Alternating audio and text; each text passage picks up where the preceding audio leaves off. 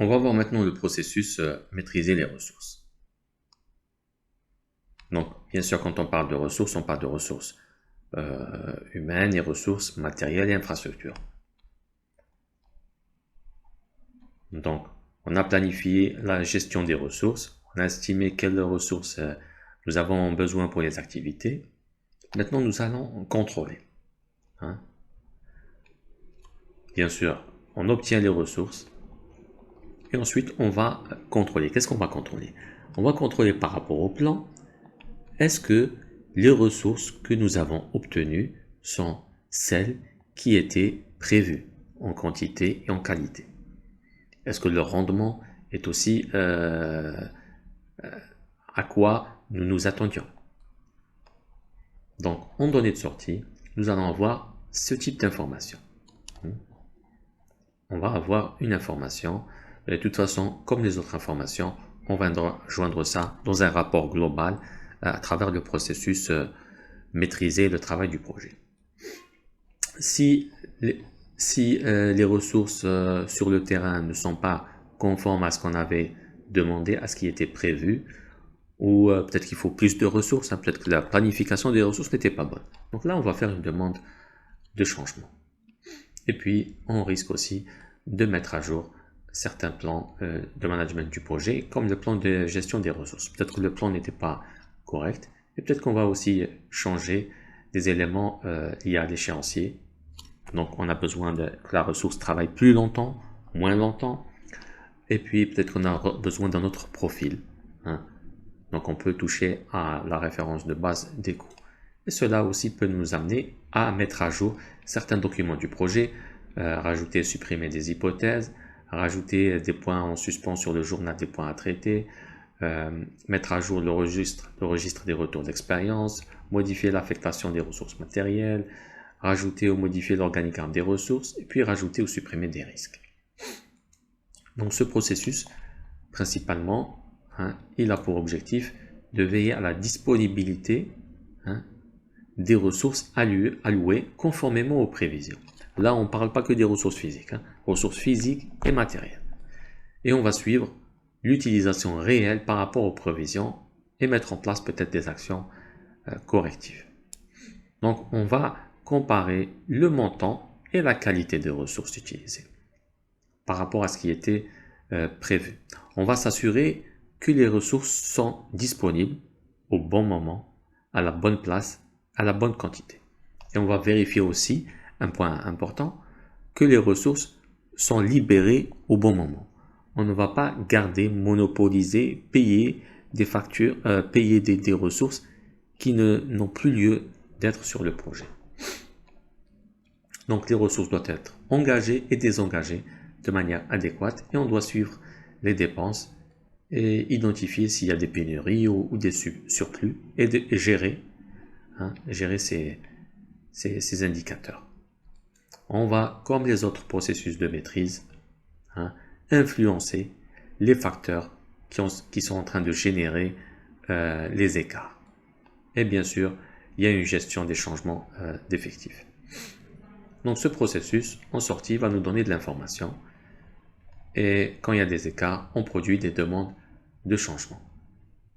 Donc en données d'entrée, il est évident qu'on s'appuie énormément sur le plan de gestion des ressources et sur énormément d'autres documents qui sont liés à l'utilisation des ressources, aux problèmes, au retour d'expérience, aux organigrammes des ressources, aux besoins des ressources.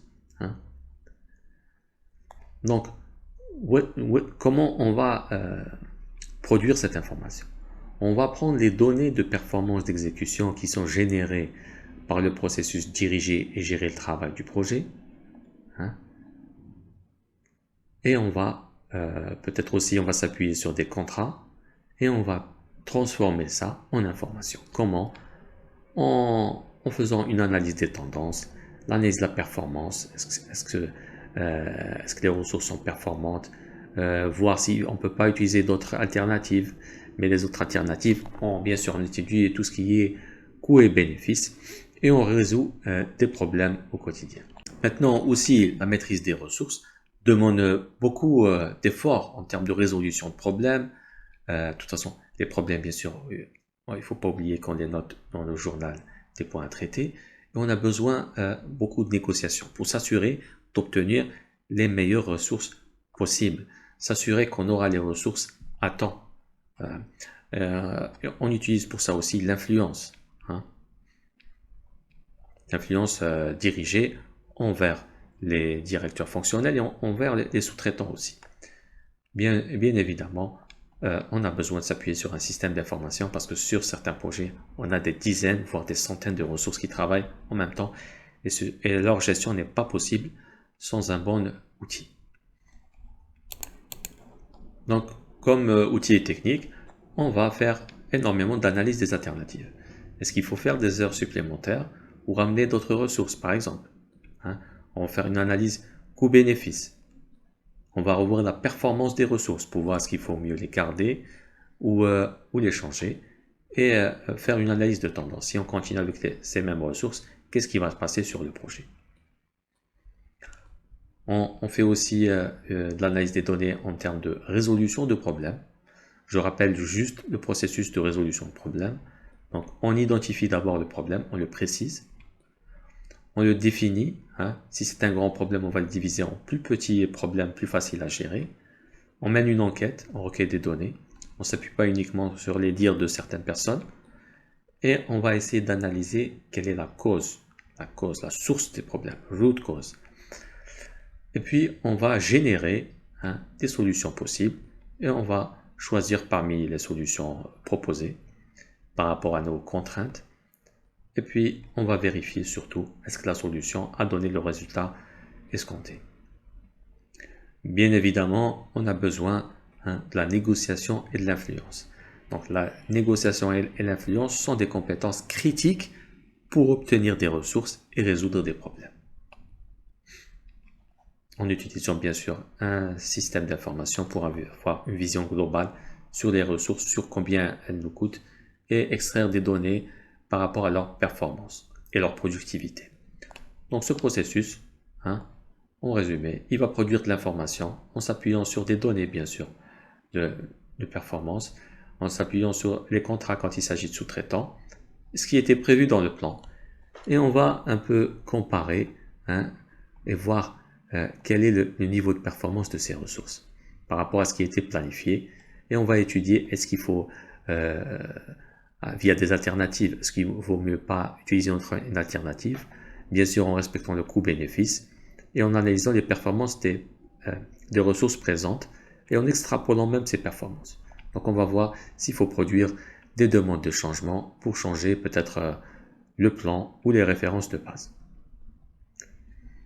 Tous les problèmes rencontrés, on les met sur le journal des points à traiter et on a besoin de négociation et d'influence pour obtenir et s'assurer d'avoir les meilleures ressources.